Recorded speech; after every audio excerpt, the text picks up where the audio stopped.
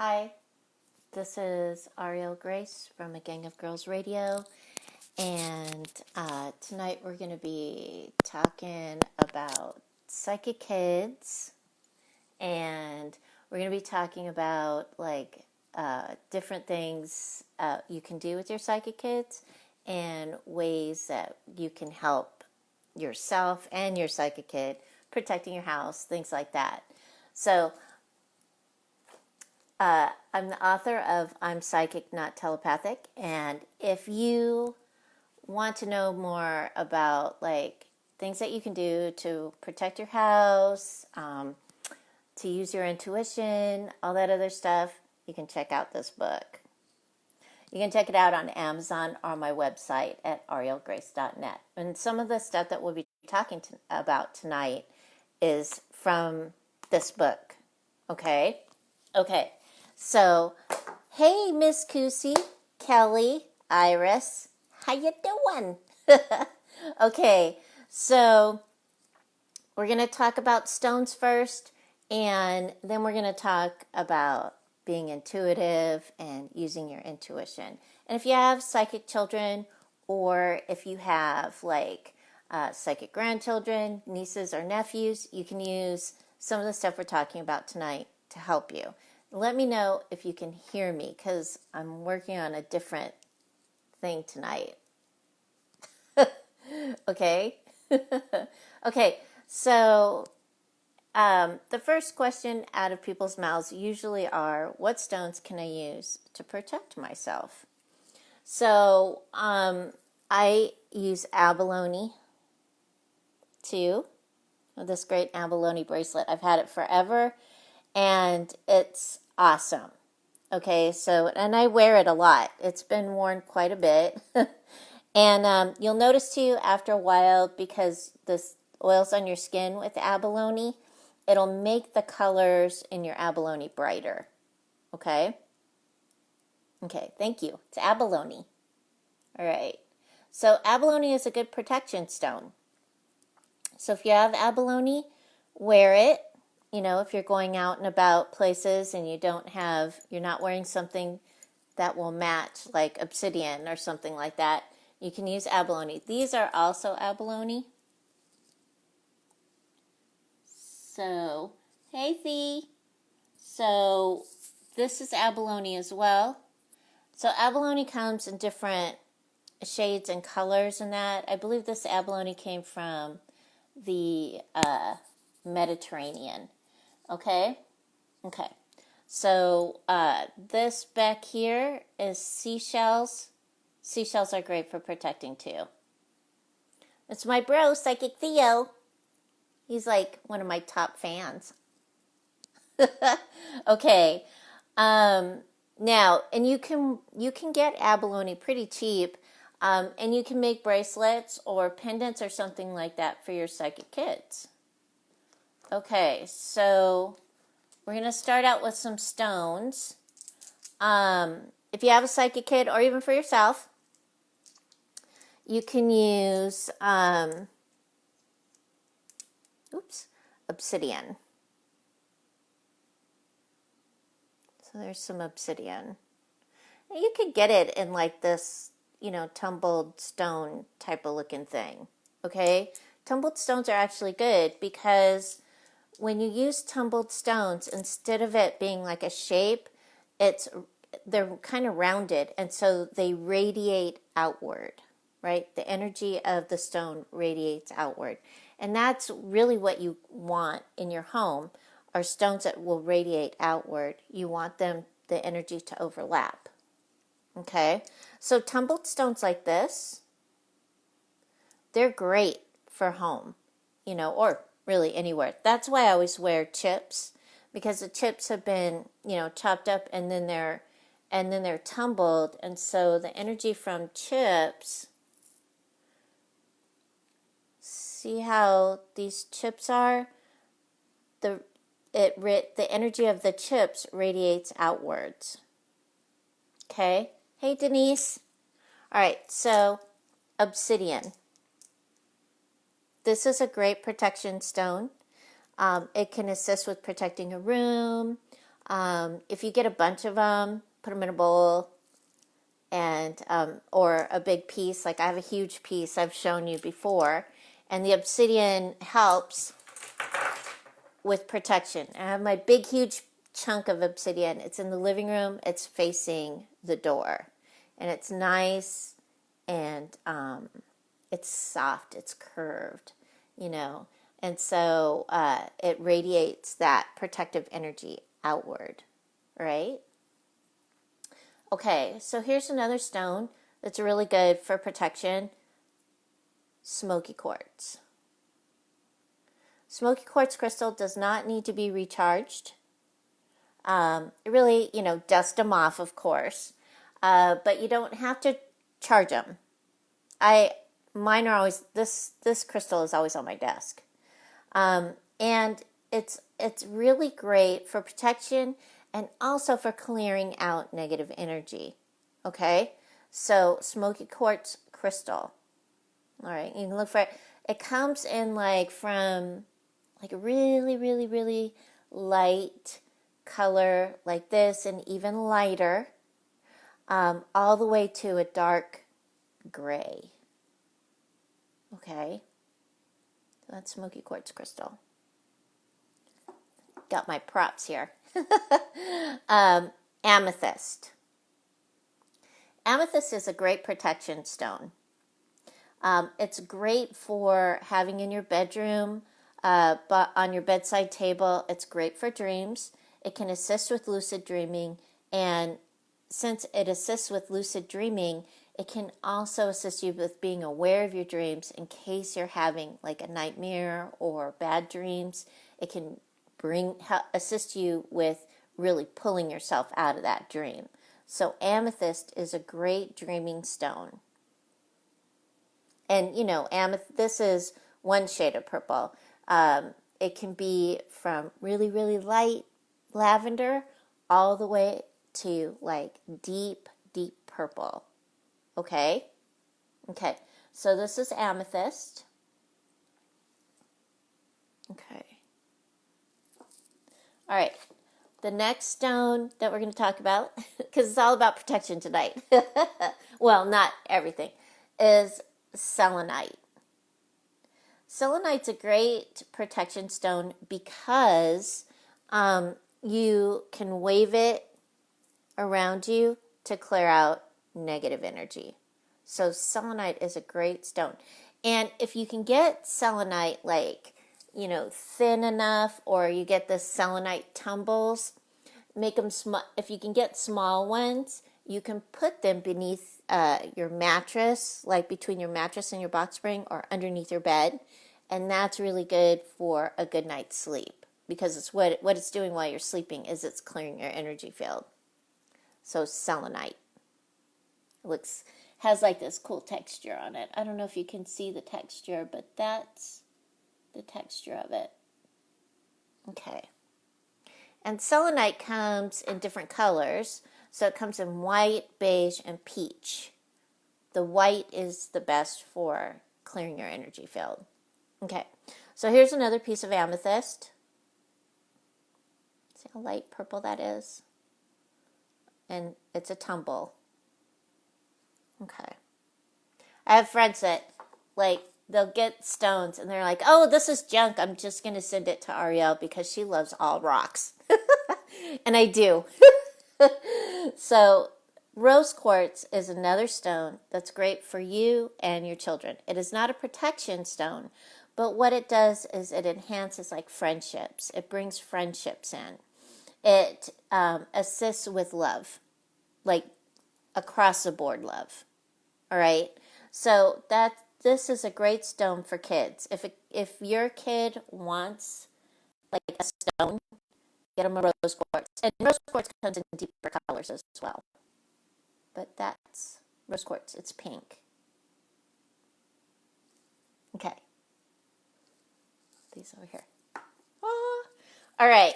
So we're going to talk about being psychic and psychic kids. Okay. So when I was a kid, a long time ago, I didn't the first thing I really saw, like I really connected with, was when I was a little girl.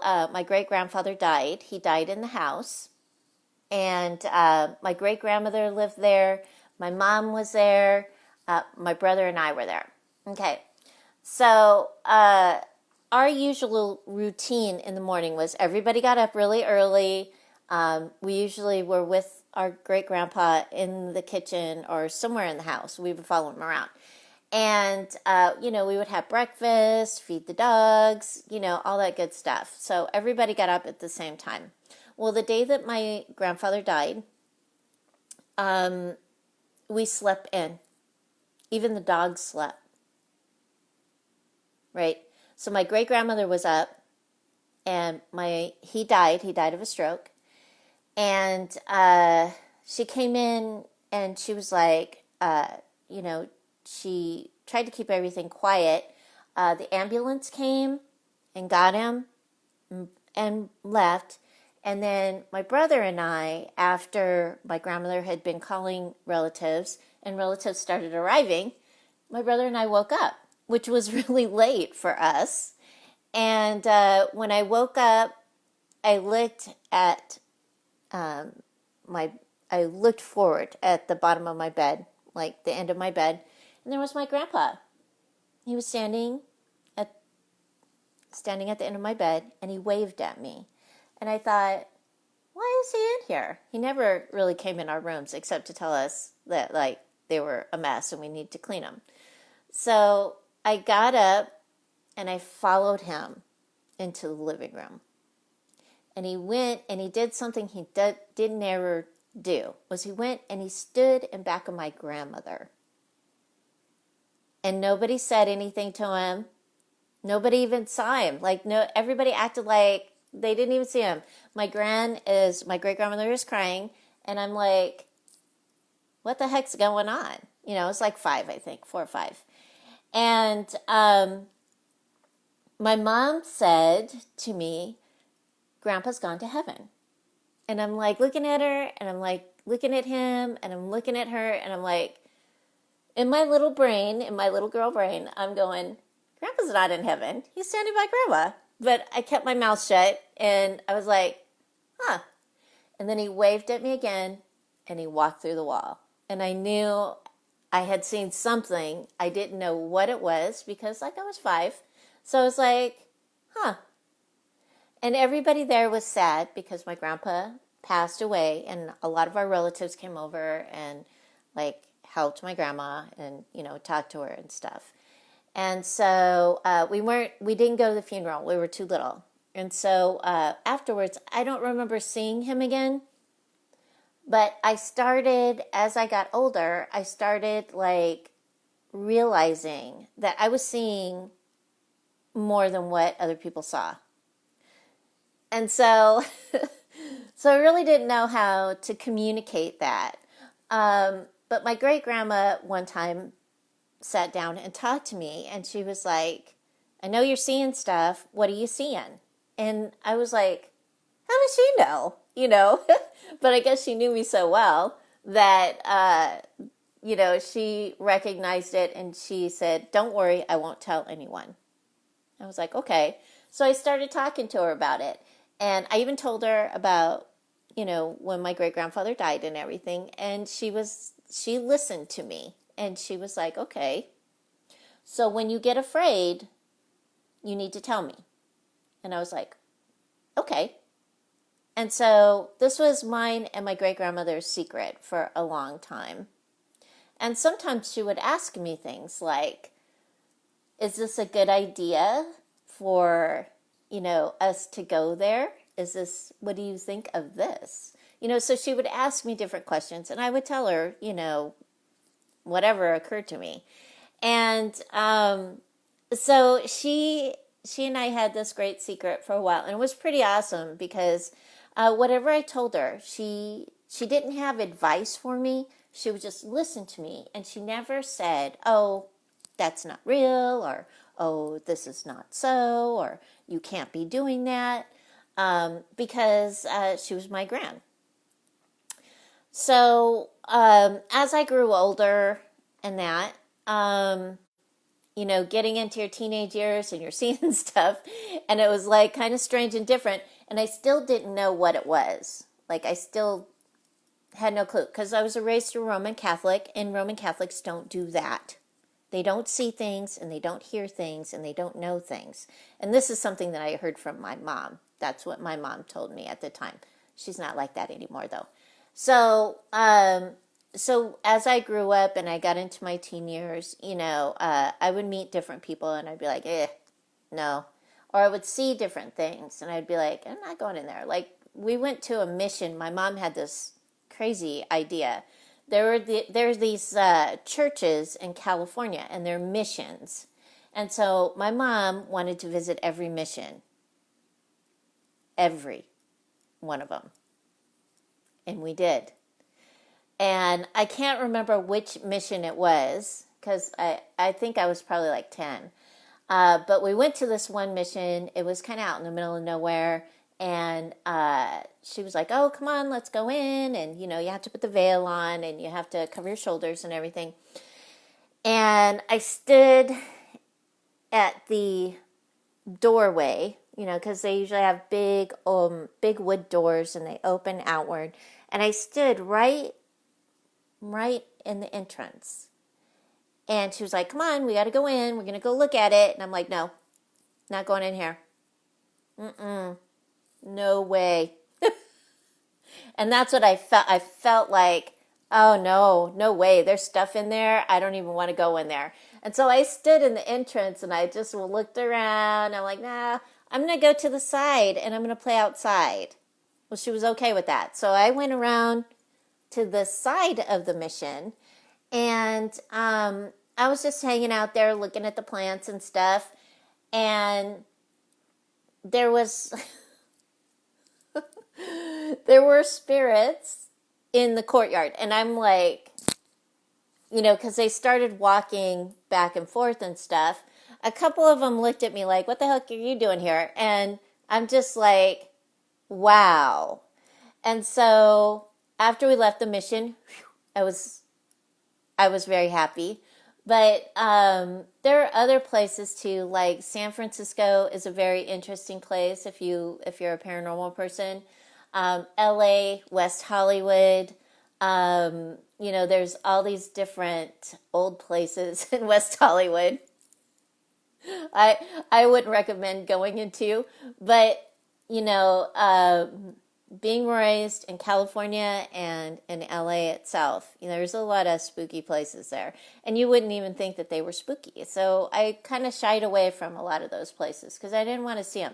And it's not like when I see spirits, I don't see them like how they died. I don't see what they look like when they died. I don't see that. I just see them like they look like a normal person, except maybe you can like kind of see through them. So as I grew older, my cousin and I were talking about it, and we decided we were going to visit every psychic fair we could because we needed to figure this out. We needed to know what the heck was going on with us, because he was very psychic as well. He's probably still is. I haven't seen him in a long time. But we did. We started going to psychic fairs, and we started getting readings, and nobody would tell us what the heck, what it was that was going on with us. They would just say, "Oh, you guys are great. You have these great gifts. You're going to be great teachers, blah, blah, blah, blah, blah." And I'm like, how do I utilize it? What do I do? Where do I get information from? And this was like 30 years ago. So... yeah, a little over 30 years ago. So I started really like doing a lot of research. And at the time I was still Roman Catholic, and I was even going to Bible study and stuff. And I was asking people like, does this ever happen to you? Like, no, that's bad. And I'm like, I can't be a bad person, because like I'm a nice person. And so it was kind of confusing for me, even in my like late teens and early 20s. So as I got older, I started doing research, and I started doing workshops, and I started listening to people, and I started talking to people, and finally got some information. I When I do readings, I don't use cards. Cards just confuse me. But I did learn to develop some of my gifts as I went on, as I got older and stuff. And I realized that, we have different gifts. Everyone isn't just given one, utilizing one gift at a time. We're usually utilizing many gifts at a time. So the three main things that I use are clairvoyance, which is clear seeing. So I see stuff outside of the norm. Clairaudience, clear hearing. Okay? Claircognizance, which is clear knowing. You just know stuff. All right? So remember those, because there's more clairs than that. I think I have a blog on it. I'll share it later. So you want to make sure that you're paying attention to wherever you're at, and if you're seeing, hearing, or knowing or feeling something, really look at it. And what is it? Is it connected to you? Is it about you? And then if it's not, go ahead and move forward and let it go. But if it is something that your spirit guides and angels are trying to tell you, listen. Or if it's your intuition, your higher self trying to tell you something, take a minute to listen. Don't dismiss it. Okay, so many people dismiss things, and then they wonder why they did something or they went somewhere, whatever. So you want to make sure that you're listening. And so your children, you want to make sure, and the reason why I wrote I'm Psychic, Not Telepathic, and I wrote it for parents and kids and for kids, is because when I was a kid, I didn't know what the heck was going on. My grandmother didn't have any information for me. My mom was so I didn't know. All I knew was that I was doing something that not everybody did. And so you want to make sure that your psychic kid is informed. You want to make sure your psychic kid understands what's going on. You want to make sure that you're paying attention to your psychic kid and asking them questions about what is it that you saw? What made you so afraid? How can we help you? Right? Because I got it pretty good until I was in my 30s. I didn't really see anything scary until I moved to Virginia. Virginia's a very haunted place, intensely haunted. And so I was lucky in that way. But a lot of kids see a lot of scary stuff, or they think it's scary because, they don't know what it is. They can't name it. So ask if you're a parent of psychic kids. Remember to ask them questions. Ask them questions. It's okay. If they look at you like you're crazy, it's okay. Right? So hey everybody that's joined us, Denise, Anne, Bunny. Hey Robert. Okay, so we're talking about intuition and psychic kids tonight. And we just went over the stones and stuff, so if you missed it, you can always watch this video over, or I'll upload later, and you can watch it on YouTube or on the website. Okay, so I'm Psychic, Not Telepathic. Okay, so there are some things in I'm Psychic, Not Telepathic that can assist you and can assist you with your family if you have empathic or psychic children. Empathy, what is that? Empathy is a feeling. You can feel everything. So you want to make sure too that, what you're feeling is you and not anyone else. Okay? Yeah. There's a lot of intuitive people. And so what you want to do, this is a good thing to do with you and your family, is everybody take hands. Hold your hands, sit around the table, hold hands. And then take a breath. Clear everything up. Okay. And then let go of the hands and then ask everybody, what did they feel? And it'll be an emotion, most likely, especially with kids. They're gonna be very basic. Oh, dad's sad, or oh, dad's happy, or something like that. And then what you can do is have your child or you hold each person's hand and tell them what you're feeling about that person. You're telling about that person, not yourself. And that way, you and your child start to learn or discern who's feeling what. That way, when they go to school, they're not overwhelmed by, or go to the office space and overwhelmed by, that way they can understand and discern their own feelings. Oh, this is my friend's feelings. Okay. So the next thing we'll talk about is protection. And your kids are probably going to not like me for this, but I ask every psychic kid that comes to me, the first thing I ask them is your room clean? And they're like, have you been talking to my parents? No.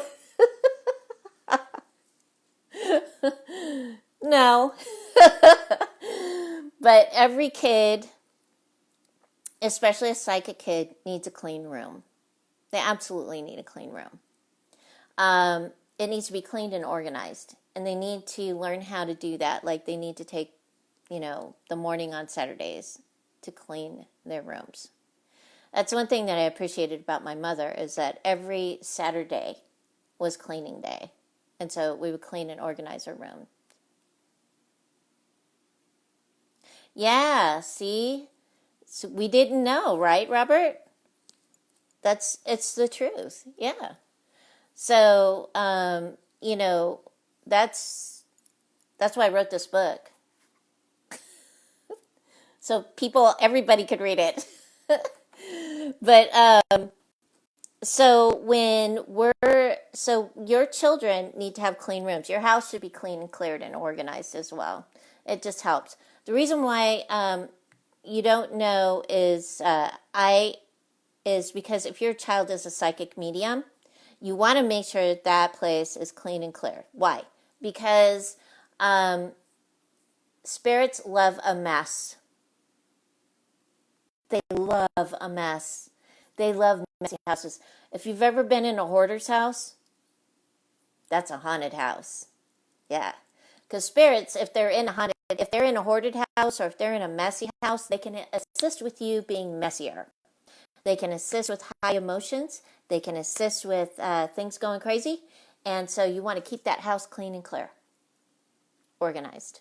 And that way you have your sanctuary, right? Okay. So in I'm Psychic, Not Telepathic, you're going to see a chapter. It's called Monster Spray, or a little area that's called Monster Spray.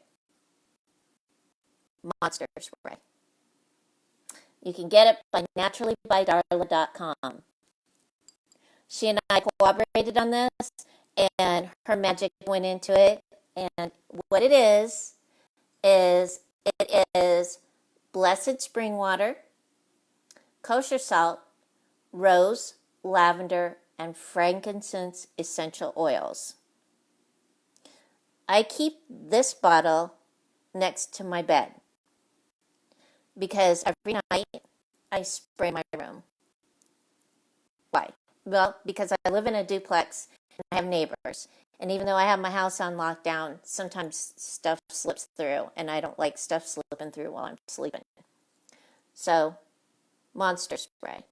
Monster Spray is great because it's called Monster Spray, and little kids like to spray the Monster Spray. And what happens is when they're spraying their Monster Spray, it empowers them. It says, you're saying to them, spray your room to get rid of the monsters. So what it'll do is it'll clean and clear the air, and then it will also assist. The frankincense will clean and clear it. The rose and the lavender, the rose oil will raise the resonance of the room. The lavender will assist with sleeping. Okay, so it's important. I mean, I'm not just trying to tell you something. I'm just saying, if you don't want to make it, there it is. Naturallybydarla.com. Monster Spray. So you can spray it all through your house if you want. I use it for the bedroom. That's what I do. And so And it does help me sleep because when I finish during the day, like sometimes I can't sleep because I've done a bunch of readings and my brain's still like going like this. So sometimes it's yikes. But so some kids are psychic mediums. Um, I have the ability to be a psychic medium, but I always refer you to my brother, Psychic Theo, because he really is a great psychic medium. Um, he was raised by psychic mediums, so he's really comfortable with being a psychic medium. I had two teachers in my 30s and 40s. Both of them were like, none of that, you know. So it became a habit for me to not call upon the dead. I do not call upon the dead. I just don't. I can't. If they pop in, cool, I'll talk to them. But if they don't, not gonna. I'm not calling them in. So I do clear haunted houses though, because the spirits are there and they need to go home. So we open a door, window, vortex, whatever, send them on out. Sometimes I'm not very nice when I do it, but I do. And there have been some paranormal teams that have asked me to walk through houses to see, what's there and stuff, and I have. And and I have specific questions to ask the spirits and stuff like that when I'm there. So, and then afterwards, if they want me to clear the house, then I go through and clear the house. But that's as far as I go as far as being a psychic medium. I don't sit and have big conversations with them unless I'm asked to do so. Um, so when your child is a psychic medium, they don't understand what the heck's going on. And a lot of times they'll see that spirit as it, like I said, they look like real people. They do. And so, why not talk to the people, right? Um, I had, there was a little boy, he's my, like, grandson, he's adopted grandson, and he had some spirit attachments when he came to live with me. And it took me about 3 or 4 months to get rid of the darn things because they were just so enmeshed in his energy field. So it took a while to get rid of them. And he was a bad boy. Oh, my lordy. I'd never put a child in timeout so many times. Ever. So I finally got him cleared. He was like 4 years old. He was just cute as a button. That kid. Henri is all get out. And one morning we're getting ready to go take him to preschool and take my son to school. And he's sitting on the couch and he knew that I had cleared out all those three beings that were making him do bad things. And he looked at me and he said, I'm going to call him back, Grandma. I'm going to call my friends back. And I turned around and I looked at him and I said, you do, and you're in time out for the rest of your life. The rest of your life.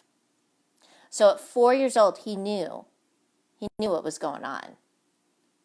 And so after that, what I did was I created this energetic cocoon around him that was tight, white light, and it went out about 3 feet, and it was really dense, so that there would be no more attachments.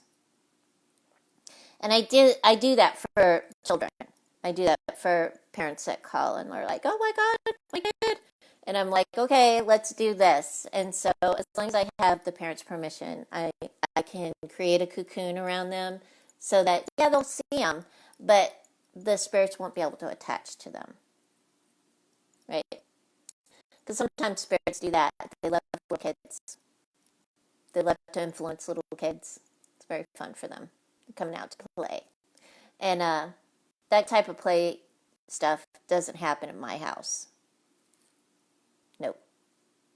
So, so those, like making a really nice thick, and I call it, with adults, I call it a big thick sock. So if you visualize yourself in a really big thick sock, cocooning you all the way around and even under your feet, and it's all white light, and it goes out about 3 or 4 feet, you won't get attachment. So you won't have them influencing you. And it's not cool to have an attachment. I don't care what anybody says. Some people say, oh yeah, I gotta keep it. Well, no, you don't. Because they'll just drive you crazy. So you don't want to be crazy. You want to be clear. So doing that, making that nice protective bubble or nice protective sock around you. And then Theo also recommends too to put yourself in a disco ball with the mirrors facing, of course, outward. So if anything comes to you, the spirit is just seeing themselves and they just move on. They're not interested. So that's another way of protecting yourself, which is really good. Okay, so one of the things that I do teach psychic kids around 12, well, 12 and up really can learn this, and it's really actually kind of a fun thing that you can do, is look in the mirror. Some people go like, oh, I can't look in the mirror, because they've heard all these crazy stories about the mirror. But if you're intending to see your spirit guides and angels, that's what you're going to see. You're not going to see anything else. So you can go in your bathroom, and in your bathroom you got a big mirror. Just close the door, turn the lights out, let a little bit of light filter in. Take a deep breath, and your intention is to see your spirit guides and angels. I do this when I teach. It's fun because when people see their spirit guides and angels, they're like, wow, And a lot of times the first thing they see is just like a little orb. And orbs, a lot of people take pictures of basketballs. An orb actually is an orb, but for it to be a real orb, the light comes from within the orb and goes out. The light is not around the orb. So if that light is within the orb, you're seeing spirit. So sometimes your spirit guides will come like that because sometimes they don't take on form. They just take on the little orb. And it might be a color that you see, like you might see blue, red, green, yellow, purple. Don't be surprised if you have a lot of orbs around you that are your spirit guides, because we have like different spirit guides to help us with different things. So you want to be able to just see them first. With angels, if you want to see your angels, your guardian angel or an angel that is assisting you, usually they look like a column of light to me. So it's like a column instead of an orb. And so they may appear to you like that too, as a column of light. And their lights are different as well. And remember, the column of light, the light will come from within the column and radiate outwards, not light shining on it. Okay?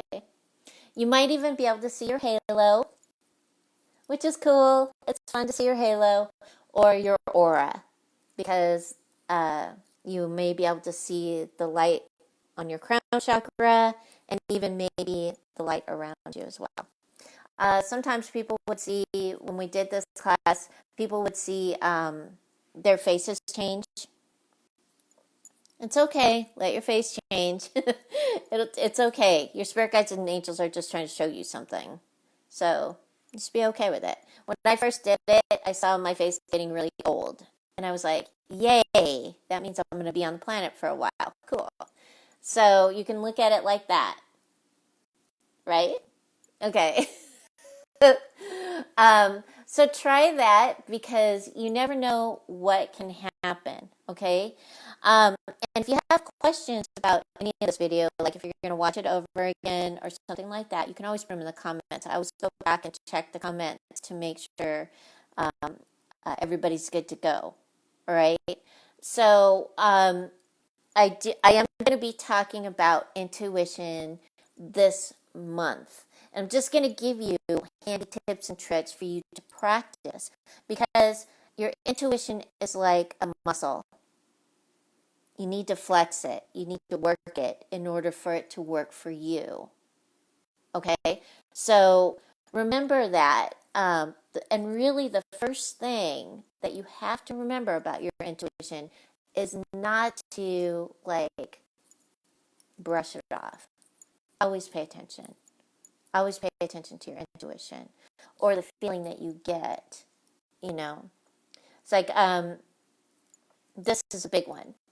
My youngest son, who was a little pain in my butt, he was at home one day and I was getting ready to go out. And I told him, I got this huge hit. I said, don't go anywhere today. Don't go because I have a feeling something bad's going to happen to you. So please stay home. And he was like, is it okay if I go to the pool? And I said, yeah, but don't leave the apartment complex. And he was like, okay. So I went out. I think, I was just running errands and stuff. And I came home. I'm putting away groceries. I'm doing different things. And my son's not home. So I thought, oh, he's probably at the pool. So I walk over to the pool. He's not at the pool. So I called him and I said, where are you? And he goes, I'm with Dan. And I'm like, get back here now. You're not supposed to leave the apartment complex today. He's like, okay. Well, he didn't make it back to the apartment complex.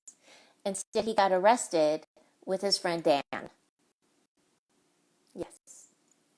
After that, my son, when he wanted to go to Chicago, or if he was going somewhere where he thought maybe he might get in trouble, he always asked me, hey, you think it's okay if I go blah, blah, blah? And I would tell him what I thought. Whether he went or not, was up to him. And I always told him, don't go or stay home or, do something else.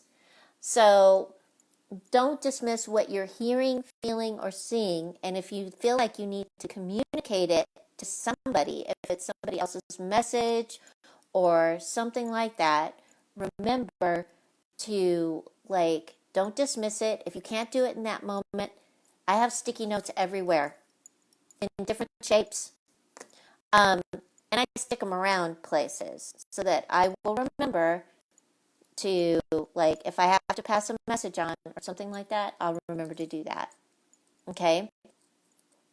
So you want to make sure, and I just told you the thing about my son getting arrested because I want you to listen and I want you to flex your muscle. Flex it. Flex that because it's fun. I mean, it's awesome. And it's an awesome gift to have. And it's an awesome gift to use. And it is a part of you, which is totally great. And it can be a part of your kid, too. So you don't want them to be afraid of what they can see, feel, and or hear or know. You don't want them to be afraid of it. Instead, you want to empower them. Okay? So make sure that you're giving that advice or you're giving that positive influence on them to assist them on their journey. Okay? It's like a lot of psychic kids. I had this really, really cute psychic girl. She was so adorable. She was a psychic medium, and I was always after her to keep her room clean. And her house was haunted when I first met them. And I told her, I said, we're going to clear your house. You're going to do it. I'm going to tell you how. She was I think she was 12 or 13 or something like that. And she's like, oh, I can't do that. I said, yeah, you can. It'll be great. You can do it. I'm going to tell you how to do it. I'll be with you. And so I was with her. We cleared the house, and then what I call a lockdown, which is I visualize a house in a steel box. Steel box all the way around, underneath and everything. Lock it down.